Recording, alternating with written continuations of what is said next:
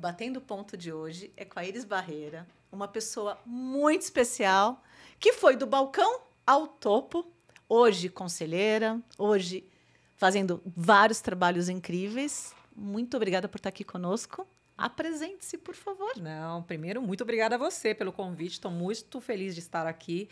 Poxa, é difícil se apresentar, principalmente rápido, mas eu sou Iris Barreira, então, como você já falou, comecei no balcão, aí cheguei à alta direção, uma exceção para uma menina negra de periferia que estudou em escola pública, mas eu tenho muito orgulho da minha trajetória e quero que mais pessoas cheguem a esse lugar, né? Então, hoje, depois de ter trabalhado 31 anos no McDonald's, mais 5 anos na Apple, sempre na área de treinamento, desenvolvimento e educação para a América Latina, eu estou como conselheira, sou palestrante e também sou muito ativista na questão da mulher negra. Então, eu sou vice-presidente no Instituto Pactuar, que é um instituto que acelera negros em posição de liderança. Exato, um trabalho lindo que vocês estão fazendo e que está fazendo toda a diferença para a gente popular como se deve, de forma representativa do nosso país, as organizações, né? Exatamente, esse é o ponto. E é isso que vai fazer a diferença. Quando a gente começa a ter modelos como você, as pessoas passam a acreditar e chegar lá, né? Passa a acreditar que é possível. Claro, eu conheço alguém que chegou lá, que chegou né? lá, claro. E é interessante isso que você está dizendo, porque, infelizmente, eu não tive essa referência. Então, para mim, cada vez que eu conseguia galgar uma posição, era uma vitória, obviamente, minha, e meio que o que eu estou deixando de legado para as outras pessoas, né? Com certeza, o seu exemplo foi um primeiro grande legado. Mas, então, falando de legado, qual foi o maior fracasso? Não vou falar o maior. Qual foi um fracasso na sua vida que, na verdade, o aparente fracasso que, na verdade, te preparou para um sucesso futuro? Olha, eu não vou dizer que foi um fracasso, mas eu me vi em um momento, eu trabalhava em operações, então eu ia crescendo, porque o meu conhecimento me fazia ter legitimidade para poder ir para uma próxima posição. E quando eu cheguei no mundo corporativo e comecei a ter esse acesso, inclusive, ao McDonald's, por exemplo, global, o inglês era uma questão. Uhum. E eu tinha um inglês muito básico. Então, eu acredito, na verdade, eu tenho certeza que a falta de preparo no inglês, que poderia ter sido antecipada e não foi, me fez perder posições. Então, eu diria que eu perdi uma grande oportunidade em um determinado momento. Então, isso foi um fracasso, porque eu poderia ter sido promovida e não fui. E isso me levou, então, à consciência de que, Iris, você tem que estudar. E aí eu fui estudar, obviamente, inglês e tive a oportunidade, não satisfeita com o inglês, numa época que ninguém falava espanhol, eu também fui estudar espanhol. E isso foi muito importante, porque quando o McDonald's virou a América Latina, eu tinha o espanhol, que era o idioma predominante, porque a gente sabe que a gente está no Brasil, né? Mas, infelizmente, na América Latina, só nós falamos a língua portuguesa. Né? Uhum. Então, eu diria que, não sei se é um grande fracasso, mas foi um grande aprendizado que fez uma virada de chave e disse, olha, você tem que mudar alguma coisa se você quer continuar crescendo. Não, e no fim, o espanhol para você foi um super diferencial. Quando ninguém estava olhando para isso, você já se tornou Latam, posição Latam. Exatamente. Que, olha, inteligente. Mas esse seria seu fracasso favorito ou tem algum outro fracasso favorito? Poxa vida, é interessante você falar fracasso favorito. Quem que quer um fracasso favorito, né? Eu diria que esse foi um fracasso que me levou a outras reflexões, né? Porque essa questão do aprendizado contínuo, de que você não pode parar, que o mundo é muito dinâmico, que não existe mais aquela época que você ia a uma faculdade, se formava, e aquele conhecimento você usava por muitos e muitos anos, né? Então, eu diria que outros fracassos talvez fossem na mesma linha, de ter que me pressionar para poder aprender algo, mesmo trabalhando, mesmo com muitas coisas acontecendo, para não ficar para trás. Então, eu diria que esse foi o favorito, porque ele me abriu visão para outras questões da importância do long life learning, né? Uhum. E você continua estudando muito, hein? Ah, eu gosto, hein? De estudar e de participar dos eventos, de aprender e de me conectar. Muito interessante. E eu me lembro muito, quando a gente... Não sei se você vai lembrar, mas acho que a primeira vez que eu te vi pessoalmente foi num pequeno café de executivos de RH, de uma consultoria espanhola. Foi num lugar bem agradável em Moema. Você não vai lembrar, mas eu lembro. Caramba, tua memória tá melhor que a minha, não lembro mesmo. Não, eu lembro porque, para mim, era importante te conhecer, né? E era um café pequeno, muito mais de troca, mas o quanto a gente aprende em pequenos espaços, conhecendo as outras pessoas, trocando, num ambiente de segurança, num ambiente de pessoas que estão com os desafios semelhantes, né? Claro. Né? Então, mas você falou uma coisa interessante e eu fico lisonjeada de você falar, para mim era importante eu te conhecer, mas as pessoas lembram mais de mim infelizmente ou felizmente, porque normalmente dentro desses grupos eu ainda sou a minoria do ponto de vista de número de mulheres negras nessa posição. Então é muito comum eu olhar para o lado e você ser a única, seja com mulheres ou seja com homens. Então é mais fácil lembrar da Iris, né? Tinha uma negra, do que realmente lembrar de outras pessoas que são mais parecidas, né? Não, então, mas naquela época, a gente nem falava muito de diversidade e inclusão, falando a verdade, faz um tempo. Mas, assim, era muito também pelo tamanho do seu desafio, né? Porque um desafio, América Latina, numa empresa de varejo, com turnover altíssimo que as empresas de varejo costumam ter. Exatamente. Então, realmente, é muito marcante o desafio que você tinha, né? Então, acho que isso também é quase que é uma dor que a gente sente pelo outro, né? Porque eu tinha vivido uma experiência de varejo com 15 mil pessoas. Você viveu com quantos mil? Não, 100 mil então, pessoas. Você sabe que é engraçado? A gente não presta atenção nesse tamanho, né? Quando eu assumi a área de treinamento do McDonald's, que eram 100 mil funcionários, 20 países... caramba, né? A universidade, além das lojas, porque você tem o treinamento das lojas e da universidade. Mas a empresa, ela tem tão forte no DNA dela a questão de treinamento, foi a segunda universidade corporativa do mundo, que eu me senti muito tranquila em dar continuidade a algo que já era muito sólido, né? Bom. Então, realmente, eu acho que se for para assumir assim, uma empresa que está começando desse tamanho, com essa rotatividade que você falou, seria mais complicado. Agora, me diz uma coisa, nos últimos 5 anos, que nova crença, comportamento, hábito fez mais diferença aí na sua vida? Ai, sem dúvida nenhuma o que eu estou fazendo agora. Dentro do McDonald's, eu vivia aquele universo e estava muito satisfeita em viver aquele universo. Eu estava crescendo, eu estava aprendendo. Então, todo dia tinha coisa diferente. Eu saía muito pouco. Eu sei que embora o McDonald's tenha cultura. Por exemplo, a gente tinha muita cultura de receber pessoas na universidade. Todo mundo queria conhecer a universidade do hambúrguer. Então, a gente tinha até um programa que chamava Open Day, que a gente recebia pessoas de outras empresas para poder. Mas eu saía pouco. Mas eu era porta-voz de treinamento para a América Latina. Quando eu fui para a Apple, eu fiquei assim um pouco chocada porque eles falaram, aqui você não é porta-voz. Na verdade, aqui só a área de comunicação e o Tim Cooks, eles são porta-vozes. Você não pode falar. Eu até fiquei um pouco chocada porque eu estava acostumada, pelo menos, a receber as pessoas. Então, durante 36 anos da minha vida, vamos dizer assim, eu fiquei num ambiente bastante controlado. Você falou que me encontrou, eu acho que foi uma exceção. Nessa época eu estava no McDonald's, né? Ou estava saindo, não sei. Sim, mas uma exceção. Quando eu saio do mundo corporativo e eu prezo muito essa questão de aprender, eu falei, onde que eu vou continuar aprendendo? Já não estou dentro de uma organização que tem a aprendizagem naturalmente fluindo. Então, foi justamente quando eu saí mais para conversar com as pessoas, para participar de eventos, para fazer podcast, para fazer live, né? Inclusive na época da pandemia, muita live. Então, eu comecei a ver que eu estava me conectando com gente tão incrível. Eu falei assim, caramba, né? Onde essas pessoas incríveis estavam que eu não as conheci antes, né? Ia participar de conselho, mesmo conselho pro bono, mesmo participando da diretoria da BRH. Então, a amplitude e áreas tão diferentes que eu nem sabia que existia. Então, eu acho que esse foi um hábito que eu criei nos últimos 5 anos. Nossa, e fez toda a diferença. Nossa, né? Muita diferença. Não quero parar de fazer de jeito nenhum. Obviamente, a gente tem que controlar, porque, graças a Deus, vem bons convites, mas tem uma hora que você fala, não, peraí, meu tempo já não alcança tudo isso, né? Exatamente. E até falando em... Eu tô aqui na dúvida, que pergunta eu jogo agora, porque quase eu falei, vou jogar a pergunta, não, vou ficar no roteiro, vou ficar na ordem. Quais recomendações ruins você tem recebido nesse novo papel seu de conselho? Porque, claro, quem recomenda, acredito que seja uma recomendação boa, mas que você, na prática, falou, não é tão boa assim. Tem alguma? Eu acho assim, quando eu tomei a decisão de ir para conselho, eu saí do mundo corporativo e, coincidentemente, uma chefe minha na Apple, ela estava saindo depois de 10 anos para ir para conselho. E aí falei, caramba, o que é conselho? Eu nunca tinha participado dentro das organizações em conselho. Tem gente que já dentro da organização participa. Sim. E aí eu falei assim, eu quero entender isso. Então eu fui estudar, entrei realmente no meu primeiro conselho pro bono. E não sei se é um conselho ruim. O ponto é que não é que eu me decepcionei com o conselho, pelo amor de Deus, mas eu vi que é menos divertido e é mais distante das coisas do que efetivamente era no mundo executivo. Então, no mundo executivo, você tem mais poxa, eu sei tudo que está acontecendo, então eu consigo tomar uma decisão melhor. Então, a recomendação é que, às vezes, você pode até tomar um risco, mas o medo do risco é porque você não conhece profundamente. Você pode estudar materiais, você pode até visitar a empresa, como eu já visitei a empresa que eu sou conselheira, mas a sensação que eu tenho é que o conselho ruim é te pressionarem para tomar uma decisão quando você não tem embasamento para tomar aquela decisão. E parece que você tem aquela obrigação. Se você está naquele conselho, você tem que tomar aquela decisão ou você tem que dar a sua opinião a respeito.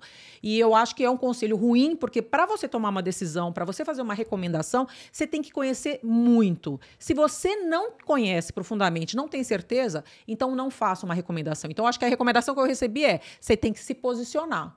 E o meu ponto de vista é: eu vou me posicionar se eu tiver certeza. Se não, eu prefiro não me posicionar. O seu posicionamento vai ser neste assunto, desta forma, não tenho Exatamente. condições. É isso aí, tá certo. Gostei. Boa, boa. Quando você se sente sobrecarregada ou sem foco, o que você faz para voltar para o eixo? Poxa vida, eu acho que a primeira coisa é muito básico de administração, né? Lista de prioridades. Vamos lá, para tudo, não estou dando conta, deixa eu ver tudo e o que é prioritário, o que é aquele famoso, né? O que tem mais impacto, seja para mim ou para alguma pessoa ou para alguma organização, e fazer escolhas, né? Então, você estava comentando de palestra antes de começar aqui o podcast, né? Eu tenho curtido muito também fazer palestra. Não era algo que estava no meu roteiro. Assim, quando eu saí, eu queria conselho e não palestra, mas à medida que eu fui convidada, eu fui curtindo, falei, caramba, é uma coisa divertida, é uma coisa legal, eu quero fazer. Mas às vezes alguém me fala, poxa, vem fazer uma palestra em São Jesus do Pirapora, que leva 5 horas para ir, 5 horas para voltar. E aí você faz o cálculo e fala assim, gente, por mais que a palestra seja remunerada e seja um assunto interessante para compartilhar com alguém, esse tempo, ele vai exigir de mim que eu deixe de fazer coisas. Então, eu acho que é a questão do priorizar. E priorizar tem o impacto, mas também tem o tempo que você tem que investir naquilo, o quanto vale a pena, seja do ponto de vista financeiro ou do ponto de vista realmente de impacto. Então, eu acho que priorizar é sempre a melhor resposta e eliminar aquele famoso, né? Às vezes não é urgente, não é importante, então tchau. Então, tchau. Tchau para sempre, inclusive. Porque é isso, né? Também não dá pra gente... um dia eu vou ver. Não, porque isso toma tempo mental. Exatamente. Não. Riscou da agenda. Pra sempre. Isso é interessante que você está falando, que às vezes eu ponho no famoso parking lot, deixo ali e falo, não. Eu tenho gente que eu tenho café que está marcado, tem uns 6 meses, está lá no meu to-do. Marcar café com fulano. Falei, caramba, já passaram 6 meses e eu não marquei. Então, às vezes você tem que desencanar. Tem que desencanar. É uma coisa que você quer, mas, caramba, não dá. Então, e assim, ontem... Fui trocar de celular ontem, fiz todo o backup bonitinho do WhatsApp. Tem muita coisa que estava ali no WhatsApp, o meu parking lot, várias coisinhas para agendar. Fiz o backup bonitinho e aí depois pedi uma senha que eu juro que não é nenhuma senha que eu conheço. Nenhuma senha dava certo. E aí foi meia hora, 1 hora. Quem nunca? Quando bateu 3 horas de, tipo, agora você vai ficar 3 horas sem tentar de novo, eu falei, gente, eu preciso do celular. Não aguento mais um dia sem um celular novo. Aí eu falei, quer saber? Tchau, WhatsApp. Tchau. Tchau, histórico. Tchau. Porque é isso. Se eu não tratei e estava no WhatsApp, não vou tratar mais. Deixa para lá, acabou. Exatamente. Desapegar, né? Desapegar. Com um pouquinho de dor no coração, você tentou 3 horas, mas tem uma hora que você fala, tem que desapegar. Chega. Bem, nos últimos 3 anos, no que você ficou craque em dizer não? Porque agora, eu ia fazer aquela hora a pergunta, mas falei, agora deu certo também. Porque a gente acabou de falar, né, de listas, né? Dizer não. Eu acho que é exatamente quando você avalia o quanto de impacto aquilo vai ter para você, mas também para outra pessoa, né? Por exemplo, uma coisa que é legal, mas é ruim, você faz uma palestra e alguém gosta do conteúdo e a pessoa te escreve no LinkedIn e fala, puxa, adorei, quero tomar um café com você. Eu acho que a gente não tem que... No começo eu aceitava todo mundo, falava, não, imagina, puxa, a pessoa está sendo super generosa, ela quer conversar comigo, ela quer me conhecer melhor. E à medida que eu vi que não cabia mais na agenda, tudo, eu falei assim, gente, me adianta o assunto. Né? Porque às vezes é um assunto que a pessoa precisa de uma ajuda sua que você não vai poder ajudar. Então, eu comecei a ter coragem de perguntar um pouco mais, olha, desculpa, mas me fala um pouco mais, o que você gostaria, que nem mentoria. Por exemplo, eu não dou mentoria. Eu sei que tem gente, super respeito, mentorias monetizadas, né?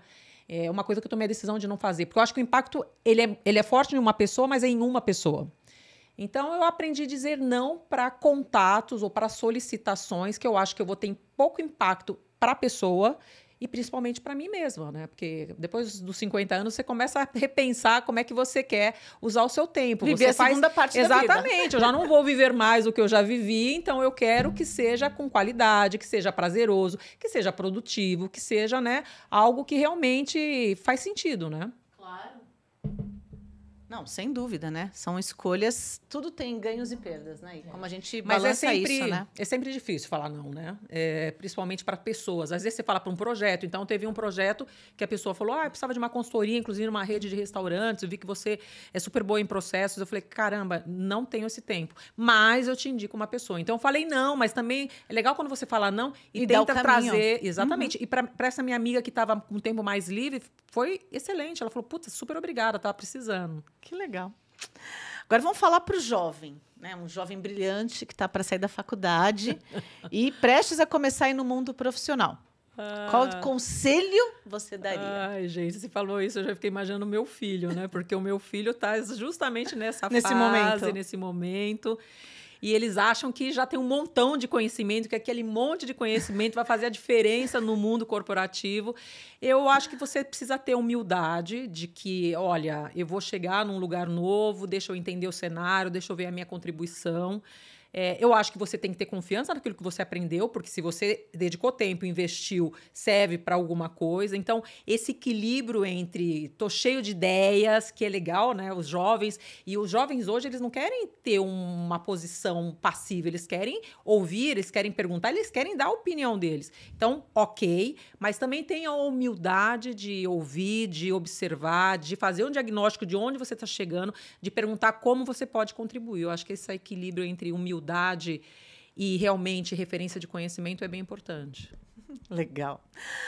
Muito boa dica para muitos jovens que estão aí nos ouvindo. Agora, qual a compra de R$200 ou menos nos últimos 6 meses fez diferença na sua vida? Olha, eu vou falar uma coisa que talvez possa parecer muito fútil. Tá. Né? Mas um dia eu fui em algum lugar e eu vi uma mulher que estava com uma roupa simples, mas ela estava com uma flor. E me chamou muita atenção aquela flor. Eu falei, caramba, tá com uma roupa simples, né? Deu um tchan, deu uma cor, deu uma alegria, deu uma leveza. E eu comprei algumas flores na Espanha, que tinha uma loja lá com flores. Acho que umas, sei lá, 4, 5. E eu comecei a usar, que nem eu tô usando hoje. Eu vejo que você tá usando bastante. E aí, mas aí passou um tempo, deu uma esgotada, já cansei das flores, mas teve pessoas que falaram, cadê as flores? Não é, virou sua marca registrada, você... Aí eu falei, caramba, e agora? Não vou mais para Espanha, onde que eu vou comprar flores? E aí eu entrei no site e achei, né, que você acha nesses sites até chineses, enfim. E aí eu tenho várias flores, e elas são baratésimas, mas eu acho que dá um ar de, não sei, dá um ar diferente. E como essa pessoa me falou, virou sua marca registrada, então eu gosto. E é uma coisa que foi barata. E não é que mudou a minha vida, mas eu acho que me deu um diferencial que eu gosto das pessoas falarem, né? Até um dia também encontrei uma amiga minha, até a Andréa Manzano, falou assim, eu também comprei uma flor. Eu vi a tua flor, então eu acho que é essa inspiração, que é um detalhe tão simples, tão pequeno, tão pormenor, mas é um detalhe. Mas é verdade, Iris, realmente... agora que eu tô lembrando, assim, parece que você sempre teve flor e não foi, mas porque virou sua marca. Olha que interessante. Eu gosto. Que legal. E talvez uma hora eu mude para outra coisa, mas... diferencial. É um diferencial. Assim como... Que nem a Edna das Pérolas, né? E o batom vermelho. E o batom vermelho. Eu estive com ela hoje. Maravilhosa. Toda semana com ela. Maravilhosa. O batom. E hoje foi muito especial, porque a gente... Foi aniversário de uma pessoa do grupo, então a gente fez, acho que foi uns 30 minutos da gente, de fato, agradecendo a vida, agradecendo... Porque a vida é isso, né? O que temos é agora. A gente sabe o que pode acontecer daqui a pouco. Exatamente. Então, Edna, se você tiver a oportunidade de ver esse podcast, lembramos de você. Beijo no coração. Tá na hora de você vir aqui bater o ponto. Com certeza. Já fica o pedido maravilhosa. Público. Maravilhosa. Bem, você costuma presentear livros? Eu sou péssima. Eu sou péssima para ler. Eu sou péssima para presentear, gente. Infelizmente, isso é algo que talvez... Não vou dizer que é um fracasso, mas... Você sabe que eu tenho curtido... as pessoas, elas têm diferentes sentidos. Ou usam, né? Sim. Eu sou mais de ouvir, por exemplo. Podcast eu curto mais. Ou então, realmente ver um filme que tem uma analogia sobre alguma coisa. A leitura... para mim, ela é um pouco entediosa, principalmente se ela for muito longa. Então, Entendi. eu não sou boa. E eu tenho ganhado muitos livros, né? Então, Imagino. inclusive de autores, agora, inclusive eu tô sendo coautora de um livro, tô escrevendo. E eu sei que ler te ajuda a escrever, né? Sim. Eu vou sofrer um pouquinho, mas infelizmente é um hábito que talvez eu tenha que adquirir na minha vida, de mais leitura. É tanto que hoje em dia tem aqueles audiolivros, Sim. porque tem realmente pessoas que funcionam mais. E às vezes você está ocupado, por exemplo, estou lavando uma louça e estou ouvindo, né? Estou em casa ou estou fazendo alguma outra coisa. Então, eu não tenho esse hábito de presentear. Quando eu estiver, né, obviamente com o meu livro sendo coautora, não é meu, mas sendo coautora. Você já pode dizer qual é o livro? Posso, é da Conselheira 101, né? As mulheres negras que estão em conselhos. Juntou, então, um grupo e elas estão escrevendo sobre a experiência delas de serem uma mulher negra em um conselho. Que legal, isso, muito legal. Fantástico. Lembro quando começou, vou querer sim o livro, estarei lá, prestigiando. Maravilhosa. Bem, você acredita que já é a última pergunta? Uau! Rapidinho. Sempre vai rápido, né? Quando a conversa é agradável, passa muito rápido. Que bom, adorei. Bem, então você está no mestrado que você goste e tem lá o seu outdoor. Só seu. Um baita outdoor lindo. Que frase você vai estampar nesse outdoor? Você sabe que eu vou contar uma história bem rápida antes de falar a frase? Porque eu já estive no outdoor. Sério? Sério. E eu nem sabia que eu estava no outdoor, porque era uma parceria com uma instituição de ensino, e aí ela colocou o outdoor que tinha uma frase minha. Aí um amigo meu que estava indo para São Carlos, do McDonald's, tirou a foto. Ele, olha o que eu vi aqui no caminho. Eu falei, caramba, até a foto tá até ruim. Falei, caramba, nem eu sabia. Mas, enfim, foi por causa de uma parceria, posso falar o nome, com o Senac, e aí eles colocaram, porque a gente era... Tinha sua foto e a tinha sua minha frase? Foto, vou te mostrar. Tenho até hoje, eu mostro, inclusive, nas minhas palestras. Não tinha uma frase, mas tava, como você faz um comentário sobre a parceria, né? Que legal. E eu sou péssima de criar frases. Então, mas tem uma frase de Ray Kroc. O Ray Kroc foi o fundador do McDonald's. Sim. Ele tinha várias frases. E tem uma frase dele que eu gosto muito, porque eu tô aqui falando sobre mim, mas eu tô falando de quantas pessoas passaram por mim e me ajudaram a me tornar quem eu sou, né? Eu jamais seria quem eu sou se não tivesse a influência de tantas pessoas incríveis e também pessoas que não foram nada incríveis comigo, mas me ajudaram a me tornar melhor. Aquelas pessoas que você fala assim, nossa... O anti-exemplo. O anti-exemplo. Jamais quero ser que nem essa pessoa. E ele fala muito da força do coletivo. E ele tem uma frase que diz que nenhum de nós é tão bom quanto todos nós juntos. Então, por mais que você seja maravilhosa, incrível, nossa, Einstein, né?